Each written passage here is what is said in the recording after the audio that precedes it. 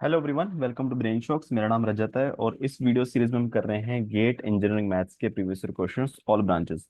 हर video में हम 5 questions करते हैं। फिलहाल हमारा टॉपिक चल रहा है सिस्टम ऑफ लीनियर इक्वेशंस और ये इस टॉपिक की लास्ट वीडियो है। ठीक है, तो इसलिए इसमें में सब क्वेश्चंस खत्म कर देंगे, 7 क्वेश्चंस करेंगे। ठीक है, तो फर्स्ट क्वेश्चन इस वीडियो का, let the superscript T represent the transpose operation ना, मतलब वही सेम ट्रांसपोज इसका मतलब। Consider the function f x is equal to 1/2 x transpose Q x minus R transpose into x, where x and R R n into n vector. ठीक है, तो ये vector है n×1 और मतलब ओनली एक नंबर, सिंगल नंबर नहीं है जैसे नॉर्मल फंक्शन होता है। ठीक है, यहाँ पे एक तरह से मैट्रिक्स है ये। ठीक है, क्यू जो है सिमेट्रिक मैट्रिक्स है n×n की। स्टेशनरी पॉइंट पूछा है ना, जैसे हम एफ डैश एक्स, ठीक है, f dash x equal to 0 करके जो हम पॉइंट्स निकलते हैं ना, स्टेशनरी पॉइंट मैक्सिमम मिनिमा। ठीक है, तो वो पूछा हमें। अब सिमिलर टाइप का क्वेश्चन आया हुआ है। अ, ये मैक्सिमम मिनिमा वाले वीडियोस में है, तो जो मैक्सिमम मिनिमा वाली प्लेलिस्ट है, तो मैं एक मेथड इसमें कराऊंगा, उसमें थोड़ा और अच्छे से एक चीज और एक्सप्लेन की हुई है। ठीक है, वो जाकर चेक कर लेना। तो क्वेश्चन नंबर जो है 38 है, पार्ट 8 में होगा वो। ठीक है, तो इसमें हम क्या करते हैं, हम इसमें एज्यूम कर लेते हैं एन की वैल्यू 2।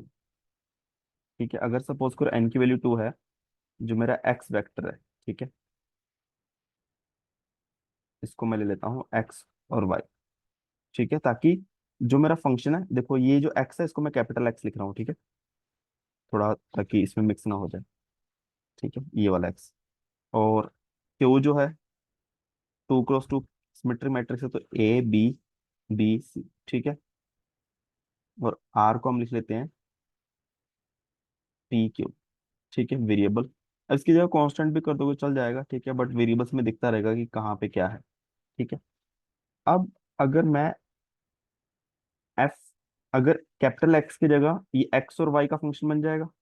ठीक है, तो अब देखो 1/2 कैपिटल एक्स टी, यानी इसका ट्रांसपोज तो एक्स वाई, ये आ जाएगा। क्यू क्या है, ए बी बी सी।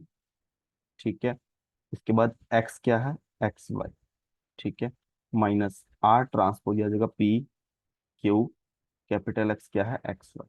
ठीक है, इसको अगर हम सॉल्व करेंगे, देखो 1/2 x y, q into x करेंगे तो हमारे पास मैट्रिक्स आएगी a x plus b y, b x plus c y. ठीक है, माइनस ये तो p x plus q y बन गया। ठीक है,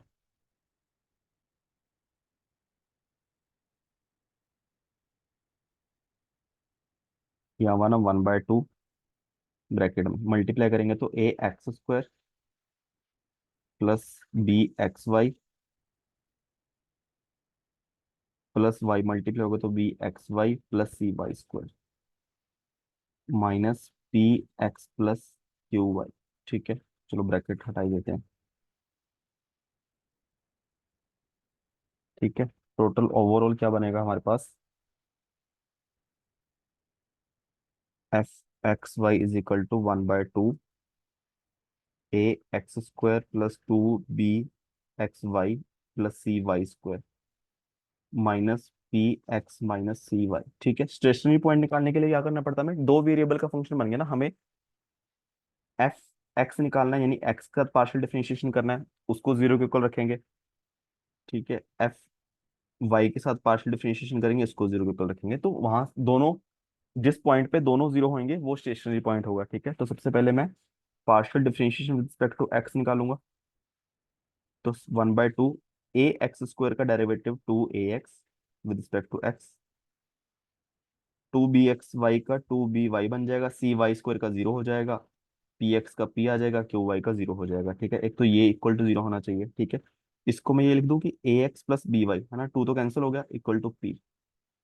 तो एफ वाई क्या होगा, वाई के साथ डेरिवेटिव करूंगा तो 1/2, तो बी 2 bx आएगा प्लस 2 cy आएगा माइनस, अच्छा यहाँ पे क्यू आएगा ना,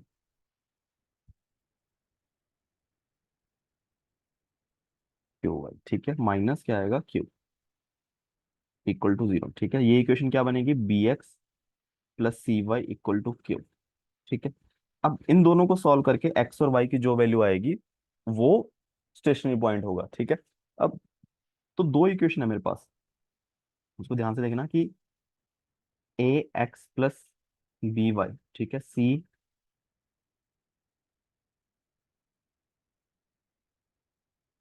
B x plus c y is equal to p is equal to Q, ठीक है। अब हमें दोबारा मैट्रिक्स फॉर्म में लिखना है ना, क्योंकि हमें स्टेशनरी पॉइंट चाहिए तो मैट्रिक्स ही फॉर्म में चाहिए।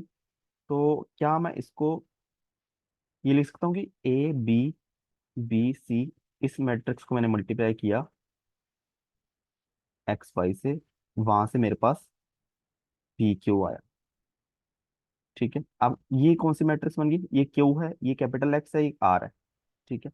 तो Q x is equal to R, तो एक्स मुझे चाहिए, ये स्टेशनरी पॉइंट हो जाएगा ना, तो क्यू इनवर्स उधर जाएगा तो क्यू इनवर्स आ जाएगा।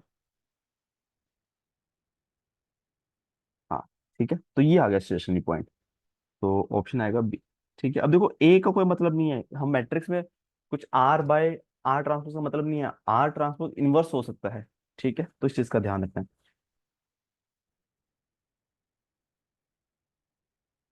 तो ये एक मेथड हो गया। दूसरा मेथड, अब थोड़ा इसको भी देख लोगे, एक और चीज नहीं समझ आ जाएगी, अगर मान लो डायरेक्टली हम डेरिवेटिव कैसे करेंगे ना, एफ को एक्स से डेरिवेटिव करेंगे, कैपिटल एक्स जो कि एक मैट्रिक्स है, ठीक है। तो उसमें न्यूमरेटर लेआउट डिनोमिनेटर लेआउट वो थोड़ा सा अगर उसको डिटेल में पढ़ना चाहो पढ़ सकते हो, ठीक है। तो जैसे कोई भी अ, ऐसे क्वेश्चन हैं, जैसे एक या दो क्वेश्चन आए हैं पूरे प्रीवियस ईयर क्वेश्चन में, ठीक है। तो सबसे पहली बात तो उसको देख के डरना नहीं है कि मेक श्योर कि जो भी डिफरेंट क्वेश्चन है, ठीक है, डिफरेंट और टफ, ठीक है, डिफरेंट और टफ में थोड़ा डिफरेंस है, पहले बात तो अलग सा क्वेश्चन है, तो मेक श्योर उससे डरने से पहले आपके बेसिक जो क्वेश्चन आने ही आने हैं, जो रेगुलर है वो आते हो, ठीक है। कि पहले अगर वही नहीं हो रहे फिर इसको लेके डरने का मतलब नहीं है, ठीक है। जब जैसे eigen values, eigen vector, system of linear equation, ये सब चीजें आनी चाहिए, ठीक है। वो तो आना ही चाहिए, जब हमने वो कर लिया फिर इस पे टाइम लगाएंगे, ठीक है। और जो डिफरेंट क्वेश्चन है वो भी देखेंगे कि वो हमारी रेंज में है कि नहीं है, जैसे ये क्वेश्चन फिर भी एक रेंज में है, आगे हम देखेंगे ये इंजीनियरिंग सर्विस का क्वेश्चन है वो हमारे रेंज से बाहर होगा, ठीक है। तो जो बहुत डिफिकल्ट होगा, एक आधा क्वेश्चन कभी आया हुआ है पिछले 10-15 सालों में, तो आप छोड़ सकते हो, ठीक है। उस पे तब टाइम लगाओ जब बाकी हमें कर लिया हो, ठीक है। और ये हर चीज के लिए वैलिड है। नेक्स्ट क्वेश्चन है system of linear equation in real x y given by, ठीक है, तो हमें दिया हुआ है, इसको इससे मल्टीप्लाई करके involve a real parameter alpha has infinite many non-trivial solution, infinite many non-trivial solution है for specific values of alpha, which one or more among the following option is are non-trivial solution of xy for such special values of alpha, ठीक है। अब देखो, अब gate में MSQs भी है ना, एमएसक्यू पता चलता है, बाकी जब आप क्वेश्चन सॉल्व कर रहे हो देखो, इज आर तो मतलब हो सकता है कि मोर देन वन ऑप्शन, ठीक है, जहां पे ओनली इज होगा तो एक ही ऑप्शन होगा, ठीक है, बाकी वो एग्जाम में तो आपको पता चलेगा चलेगा। तो सबसे पहले मुझे पता है कि अगर इसको दोनों को मल्टीप्लाई करने से इक्वेशंस क्या बन रही हैं, 2x, ठीक है, इस तरीके से मल्टीप्लाई होगा ना, 2x plus alpha a y is equal to zero, और 5 - 2a x plus y equal to zero, ठीक है। अब अगर इस तरीके से लिखना है तो इसमें ए मैट्रिक्स क्या बन जाएगी, 2a 5 - 2a 1, ठीक है। अब नॉन ट्रिवियल, सॉरी, हाँ, non trivial infinite many solution के लिए इसका डिटर्मिनेंट जीरो के इक्वल होना चाहिए। इसका डिटर्मिनेंट आएगा 2 - a 5 - 2a is equal to zero, 2 - 5a plus 2a² equal to zero, ठीक है। तो ये क्या बन जाएगा, 2a² -5a+2 equal to zero. इसके फैक्टर क्या बनेंगे, 2a² -4a - a+2 equal to zero. तो 2a बाहर आ गया तो a - 2 plus 1 - 1 a - 2 equal to zero, ठीक है। तो फैक्टर बन गए a - 2 2a - 1 equal to zero, ठीक है। तो a की वैल्यू 1/2 और 2 आ जाएगी, ठीक है। अगर 1/2 है तो भी इसका डिटरमिनेंट जीरो आएगा, it mean infinite many solution आ जाएंगे, 2 होगा तब भी। तो अगर मान लो a की वैल्यू 1/2 है तो हमारे पास इक्वेशंस क्या बनेंगी, 2x प्लस 1/2 यानी y/2 equal to 0। Second equation क्या बनेगी? सेकंड भी इसी का मल्टीपल बनेगी ना, क्योंकि जब हम इनफाइनाइट मैनी सोल्यूशन की बात करते हैं मतलब दोनों इक्वेशन सेम ही है। ठीक है, सेकंड इक्वेशन अगर लिखूंगा मैं तो वो 4x प्लस वाई बनेगी। ठीक है, तो बात एक ही है ना, इसको 2 से मल्टीप्लाई किया ये बन गया। तो इसका सोल्यूशन क्या आएगा? अगर आ, बोलूं मैं y is equal to -4x, ये रिलेशन होना चाहिए बस। ठीक है, तो अगर y -4x के इक्वल हुआ तब इनफाइनाइट मैनी सोल्यूशन आएंगे, और ये मतलब इनफाइनाइट मैनी सोल्यूशन ये होगी कि y x का -4 टाइम्स है। अगर x1 है तो y -4 है, x2 है तो y -8 है। इस तरीके से इनफाइनाइट सोल्यूशन आ गया। ठीक है, इसके कोरस्पॉन्डिंग ऑप्शन बी सही होगा। देखो y जो है x का -4 टाइम्स है। ठीक है, और किसी ऑप्शन में नहीं आ रहा अभी। फिर नेक्स्ट, अगर a की वैल्यू 2 हो जाए, ठीक है, a की वैल्यू 2 होगी तो 2x plus 2y equal to 0। Second equation क्या बनेगी? x plus y equal to 0 ना, एक ही बात है। तो दोनों इक्वेशन सेम ही बात बोल रही हैं, तो इनफाइनाइट मैनी सोल्यूशन तभी आएंगे। तो x इज इक्वल टू -1, ये इसके सोल्यूशन आ गए कि वो सारे नंबर, सारे पॉइंट्स जिसमें एक्स वाई का नेगेटिव है या दोनों एक दूसरे के नेगेटिव है, तो वो इसके सॉल्यूशंस आएंगे। तो ऑप्शन ए चेक कर लो, 2 और -2।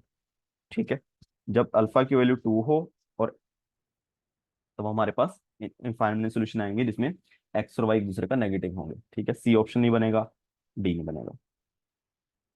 नेक्स्ट क्वेश्चन है, इफ वेक्टर्स, तीन वेक्टर दिए हैं हमें इन R3 डायमेंशन ना, 1 2 3, are linearly dependent value of axis. अगर मान लो तीन वेक्टर हैं 1 -1 2 7 3 x 2 3 लीनियरली क्या है? डिपेंडेंट है। इट मीन्स इसका रैंक क्या आएगा? 2 आएगा। डिटर्मिनेंट 0 हो जाएगा। डिपेंडेंट का मतलब है एक किसी दो वेक्टर कॉम्बिनेशन से तीसरा वेक्टर बना हुआ है। ठीक है, तो इसका हम डिटर्मिनेंट ही निकाल लेते हैं,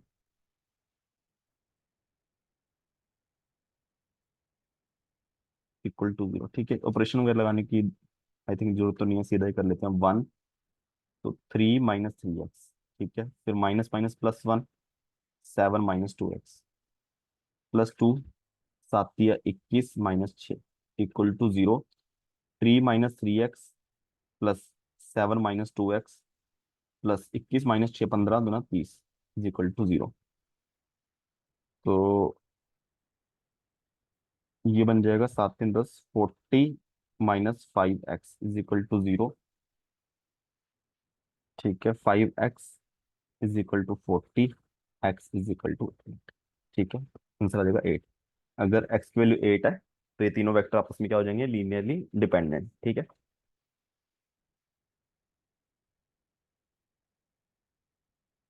नेक्स्ट क्वेश्चन है, ये काफी सिंपल क्वेश्चन है। देखो, consider system of linear equation a x is equal to b where a और बी मैट्रिक्स दी हुई है, तो unique infinite no exactly two solution. ये तो गलती होगा। देखो, अब अगर हम ए मैट्रिक्स को देखें, क्या ये दोनों रो प्रोपोर्शन में नहीं है? इसको -1 से मल्टीप्लाई करो तो ये आ जाएगा, तो ए का रैंक तो 1 ही आएगा। ठीक है, बट बी वाली चीज आप प्रोपोर्शन नहीं है ना, 1 को -1 से मल्टीप्लाई करोगे 3 आएगा। तो जब आप ए और बी को कंबाइन करके देखोगे तब रैंक 2 आ जाएगा, बट ए का ओनली 1 आ जाएगा, तो इसका नो सोल्यूशन आएगा। ठीक है, अब ये चीज देखती जानी चाहिए। देखो, पहली इक्वेशन क्या बनेगी? x minus √2y plus 3z is equal to 1। ठीक है, और सेकंड इक्वेशन क्या बनेगी? -x plus √2y minus 3z is equal to 3। तो गलत है ना, अगर आप इसको -1 से मल्टीप्लाई करोगे पहली इक्वेशन को, तो मेरे पास आएगी -x plus √2y minus 3z is equal to -1। तो गलत है। ये मिलके बोल रहे हैं कि 3 बन जाए, ये सेम चीजें मिलके बोल रहे हैं कि -1 बन जाए, तो पॉसिबल ही नहीं है। ठीक है, तो ऐसे क्वेश्चन तो देखते ही सही होने चाहिए। ठीक है, नेक्स्ट क्वेश्चन है, reduce the matrix A into the try diagonal form. ठीक है, अब देखो ये थोड़ा मुश्किल क्वेश्चन है बिल्कुल। एक तो गेट वालों, जो गेट के लिए कर रहे हैं वो तो छोड़ ही सकते हैं। ठीक है, ईएससी का है, ईएससी में मैथ्स में कुछ भी रैंडम कुछ क्वेश्चन आ जाते हैं। ठीक है, ये क्वेश्चन आपने कभी देखा नहीं होगा। और हाँ, ये एक तो वही कहता हूँ कि डिफरेंट भी है और थोड़ा सा डिफिकल्ट भी है। ठीक है, बट जितना है, दो मेथड जो मुझे मिले हैं। ठीक है, एक तो आपकी बुक्स में सॉल्यूशन होगा, और एक मुझे और इंस्टीट्यूट की सॉल्यूशन मिला है, तो वो कर लेते हैं। ठीक है, सबसे पहले देखो, reduce the matrix into try diagonal form. देखो, डायगोनलाइजेशन तो हम पता है कि एक डायगोनल में आ जाए बाकी सब 0 हो जाए। ट्राई डायगोनल मतलब देखो, तीन डायगोनल बनी हुई है, 1 2 3, तो ये फॉर्म होगी। ठीक है, अब सबसे पहले तो क्या है, इसका ट्रेस यानी सम ऑफ डाइंग एलिमेंट्स और इसका सेम होना चाहिए, ठीक है। जैसे मान लो 1 + 2 + 4, ट्रेस क्या हो जाएगा?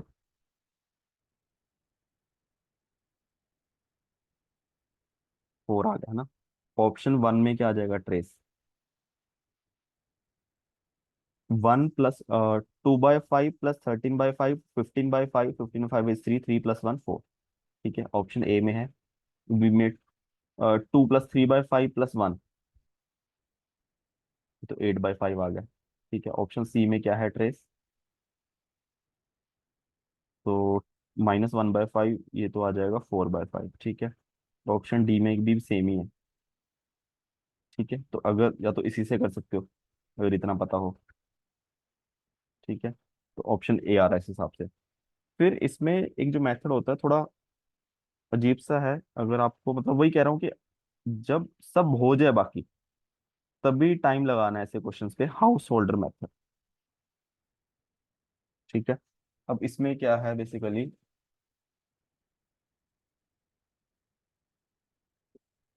कि हमें क्या करना है, एक ऑर्थोगोनल मैट्रिक्स चाहिए, ठीक है। ऑर्थोगोनल मैट्रिक्स चाहिए, उससे हम ए को मल्टीप्लाई करेंगे आगे, मतलब इस तरीके से कि बी इनवर्स ए इंटू बी, ठीक है। उससे हमारे पास जो मैट्रिक्स आएगी वो ट्रायगोनल आएगी, ठीक है। तो वो कैसे बनानी है मैट्रिक्स, उसके लिए मेथड है। सबसे पहले हमें क्या करना है, सबसे पहले तो सिमेट्री मैट्रिक्स के लिए कर रहे हैं हम, ठीक है, क्योंकि ये मैट्रिक्स सिमेट्रिक है। तो एस वन जो होगा वो √A12 का स्क्वायर प्लस A13 का स्क्वायर, ठीक है। A12 क्या है हमारे पास, ये A12 एलिमेंट 3 का स्क्वायर 9, और A13 4 है, 4 का स्क्वायर, तो 9 + 16 √25 = 5, ठीक है। फिर हमें निकालना है एक x2, x2 का स्क्वायर, ठीक है। ये आएगा 1/2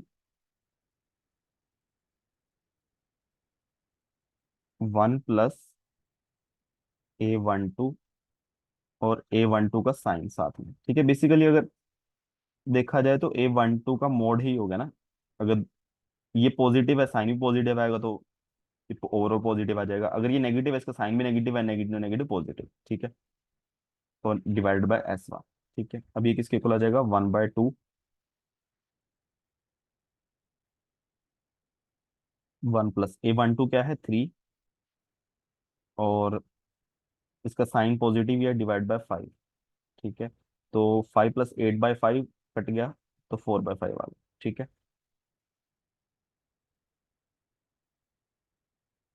इसके बाद हमें निकालना है x3।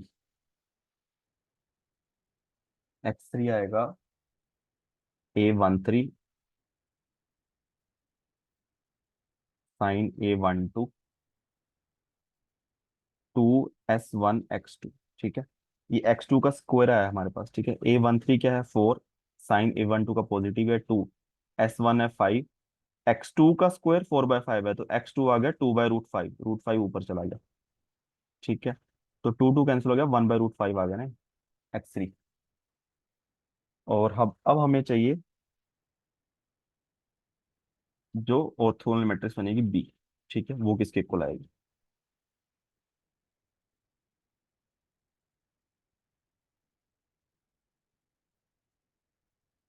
वो आएगी 1 0 0 0 1 - 2 x2 का स्क्वायर, ठीक है, -2 x2 x3, ठीक है, 0 -2 x2 x3 1 - 2 x3 का स्क्वायर, ठीक है, इसके इक्वल आएगी। और तो 1 - 2 x2 का स्क्वायर ये किसके इक्वल आएगा, 1 - 2, इसको 2 से मल्टीप्लाई किया 8/5, 1 - 8/5, तो -3/5, ठीक है। और इन दोनों का मल्टीप्लाई, यानी कि सॉरी, इसका रूट लेके 2/√5 -2 x2 x3, ये जाएगा -2, ये आ जाएगा 2/√5 इंटू 1/√5 -4/5, ठीक है। 1 - 2x3 का स्क्वायर, 1 इसका स्क्वायर 1/5, 2/5, 1 - 2/5, तो 3/5। ठीक है, तो ये एलिमेंट आ गया। अब बी मैट्रिक्स हमारी क्या बन गई? 1 0 0 0 -3/5, -4/5, 0 -4/5 और 3/5। ठीक है, अभी ऑर्थोगोनल मैट्रिक्स का, ऑर्थोगोनल मैट्रिक्स क्या होती है कि बी इंटू बी ट्रांसपोज किसके को लाएगा? आइडेंटिटी मैट्रिक्स के। और बी इनवर्स बी ट्रांसपोज के इक्वल आएगा। ठीक है, चेक कर लो, इसका डिटर्मिनेंट भी 1 के इक्वल आएगा। ठीक है, 1 या -1, सॉरी। ठीक है, तो बी इनवर्स भी क्या आ जाएगा? इसका ट्रांसपोज, और ये सिमेट्रिक मैट्रिक्स है ना, तो सेम ही आ जाएगा, बी के इक्वल ही आ जाएगी। ठीक है, अब ये हमने बी फाइंड कर ली। ठीक है, एक ये मेथड हो गया, एक मेथड और है वो भी कर लेते हैं, फिर हम बाद में एंड में करते हैं, या फिर चलो कर ही लेते हैं इसको पहले, ट्राइगोनल। ठीक है, तो जो ट्राई डायगोनल मैट्रिक्स बनेगी, इसको मैं क्या लिखूं? डी लिख लेता हूँ, चलो। डी आएगा बी इनवर्स इंटू ए इंटू बी, तो BAB। ठीक है, सेम ही आ गया क्योंकि इनवर्स सेम ही मैट्रिक्स आएगी। ऑर्थोगोनल है तो ट्रांसपोजिकल, और सिमेट्रिक है तो ट्रांसपोज मैट्रिक्स भी सेम ही आ जाएगी। ठीक है, तो सबसे पहले तो बी मैट्रिक्स 1 0 0 0, और इसको हम एक और चीज कर लेते हैं कि 1/5 कॉमन निकाल लेते हैं। ठीक है, थोड़ा सा आसान पड़ेगा।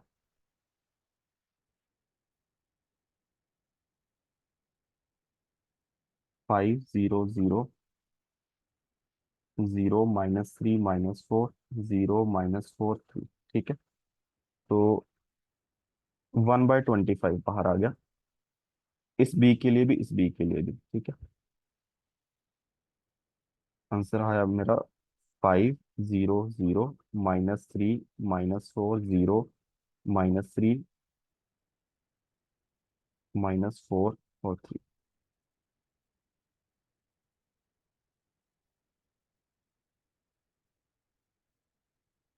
ये मैट्रिक्स क्या है हमारे पास? 1 3 4,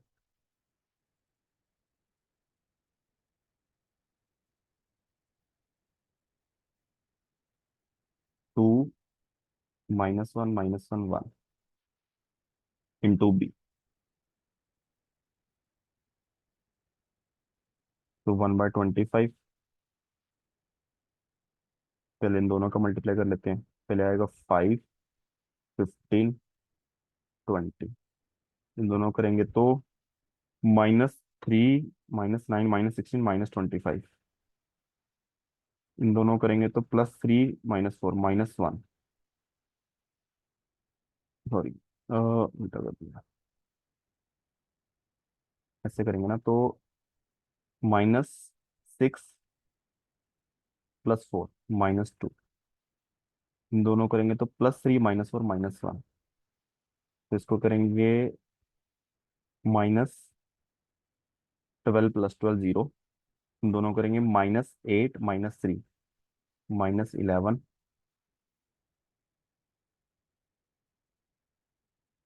इन दोनों करेंगे तो +4 +3 +7।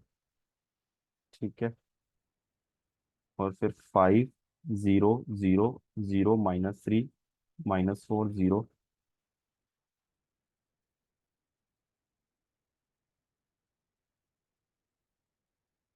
1/25। अब ये आ जाएगा 25 0 0। ठीक है,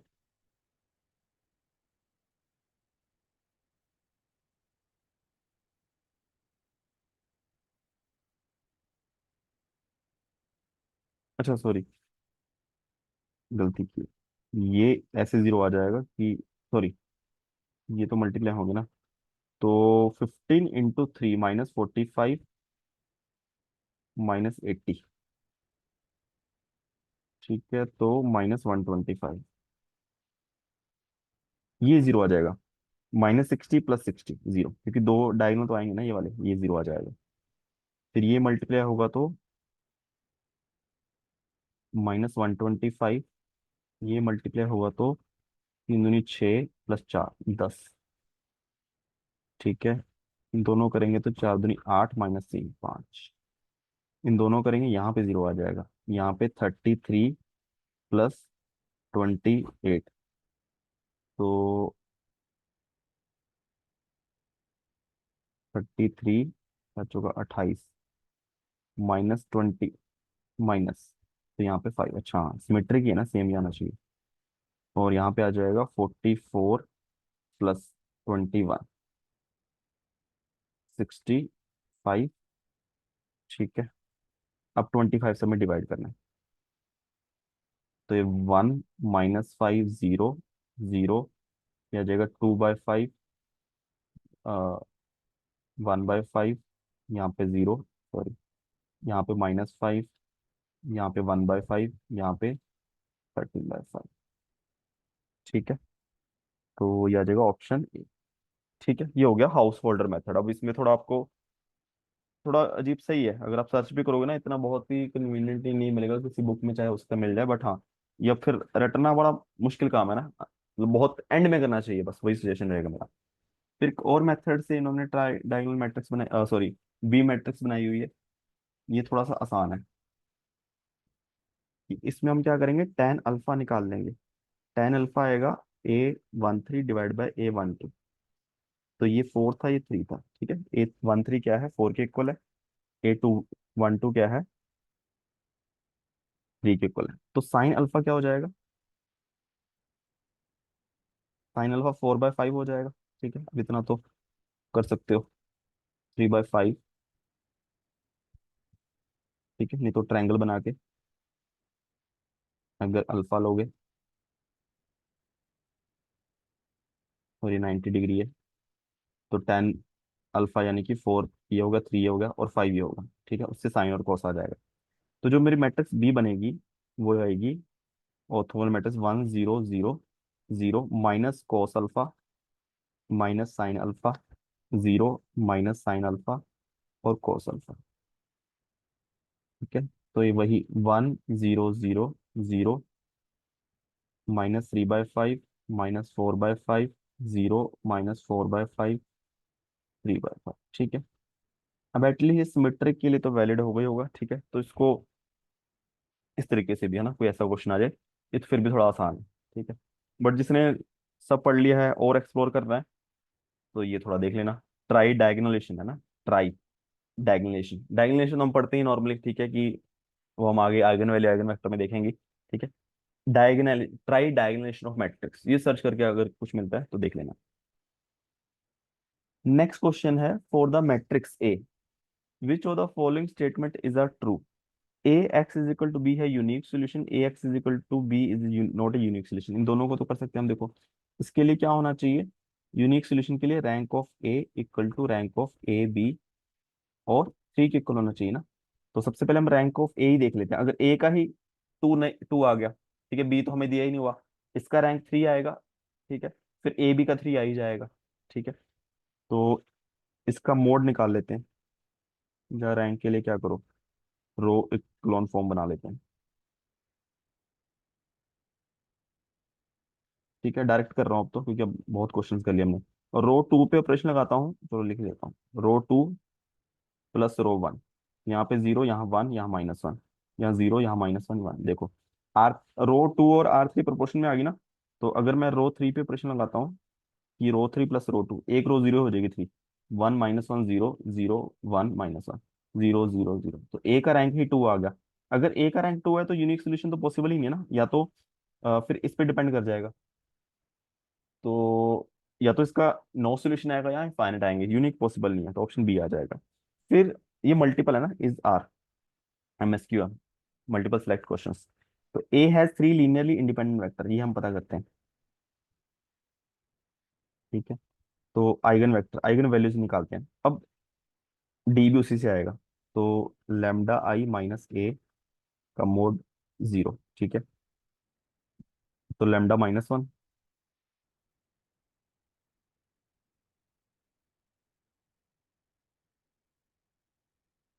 λ -1 +1 0 1 λ 2+1, इसमें ट्री है ना, 1 और λ-c।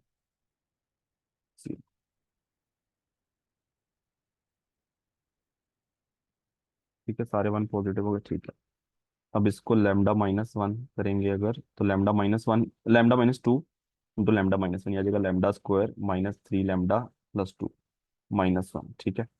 -1 करेंगे अगर इन दोनों का मल्टीप्लाई, λ-1 इक्वल टू 0, ठीक है। तो λ-1 ये आ जाएगा λ² -4λ+2 -λ+1 इक्वल टू 0। और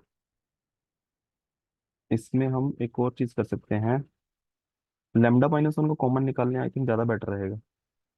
एक फैक्टर तो आ ही गया ना, λ-1। हम्म तो ये क्या कर, अच्छा दिक्कत करते हैं।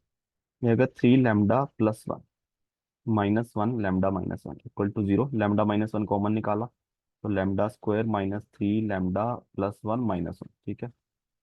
तो λ-1 और λ² -3λ इक्वल टू 0।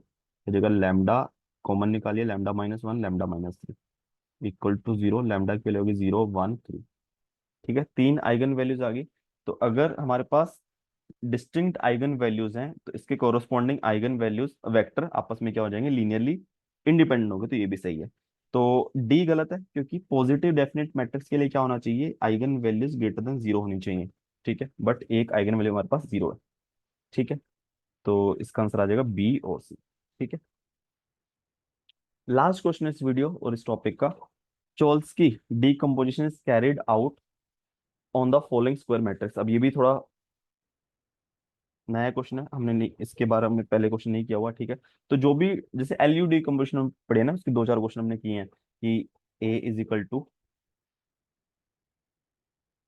L u. ठीक है, बट उसमें भी 2 तरह के होते हैं, कि एक में एल के डायगोनल एलिमेंट्स 1 हो सकते हैं, या फिर यू के हो सकते हैं। ठीक है, वो तो है।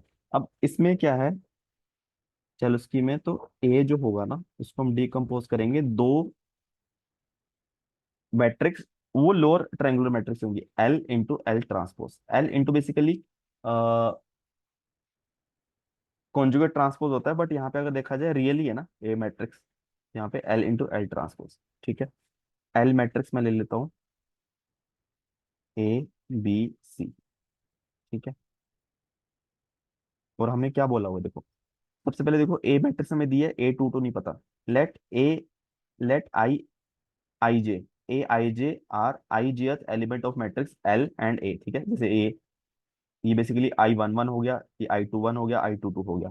ठीक है, elements I22 of the decompose lower matrix L is 1.968, यानी इसकी बात कर रहा है।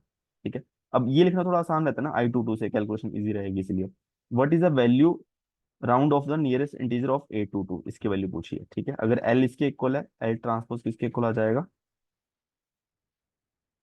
A B 0 C। तो दोनों को मल्टीप्लाई कर देते हैं, L इंटू एल ट्रांसपोज, तो ये आ जाएगा basically A A B B² + C²। ठीक है, अब ये किसके इक्वल है, ए मैट्रिक्स के, जो कि है 8 -5 -5 A22। A22 हमें फाइंड करना है, दोनों के कोरिस्पॉन्डिंग एलिमेंट देखेंगे तो A इज इक्वल टू 8 आ जाएगा, A B is equal to -5 आ रहा है, इट मीन्स बी की वैल्यू -5/8 आएगी। है ना, सही किया ना, आई होप।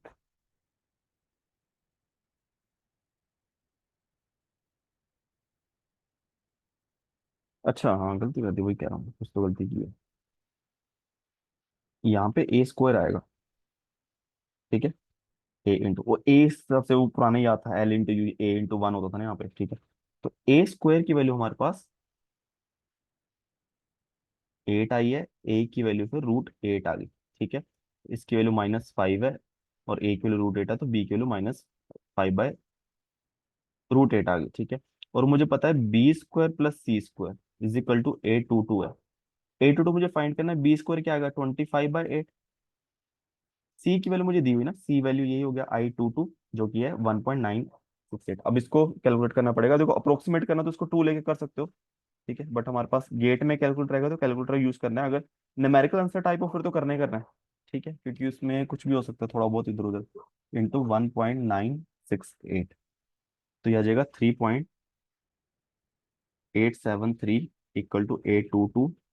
तो 25/8 क्या हो जाएगा, 3.125 प्लस 3.873 इज इक्वल टू 822। 5 3 8 7 2 9, 9, ये बेसिकली 6.998।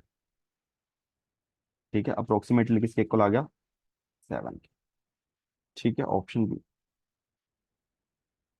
ठीक है, तो इसी तरीके से इस टॉपिक और इस वीडियो क्वेश्चंस खत्म होते हैं। ठीक है, हमने काफी लास्ट में नए क्वेश्चन थे काफी। ठीक है, तो पहले तो हम बेसिक क्वेश्चंस करें। ठीक है, जैसे मैंने पहले बोला कि बेसिक तो हमें आना ही चाहिए, जो क्वेश्चन रेगुलर हर साल आते ही आते हैं। फिर उसके बाद जो क्वेश्चन ऐसे हैं कि पिछले कुछ सालों में आना शुरू किए हैं, उसमें देखो कि कौन सी अपनी रेंज में है। ठीक है, और जो बहुत डिफिकल्ट लगे उसको टाइमिंग छोड़ सकते हो, आप उसको टिक करके रखो, जब आपको तसल्ली हो जाए बाकी चीजों से फिर आप उस पे जाओ। ठीक है, तो मतलब हमेशा अपना लेवल बढ़ाते ही रहना है। ठीक है, फिर भी किसी क्वेश्चन में डाउट हो नीचे कमेंट कर सकते हो, और वीडियोस कुछ सीखा हो प्लीज वीडियो को लाइक करना, चैनल को सब्सक्राइब कर देना। Thank you so much.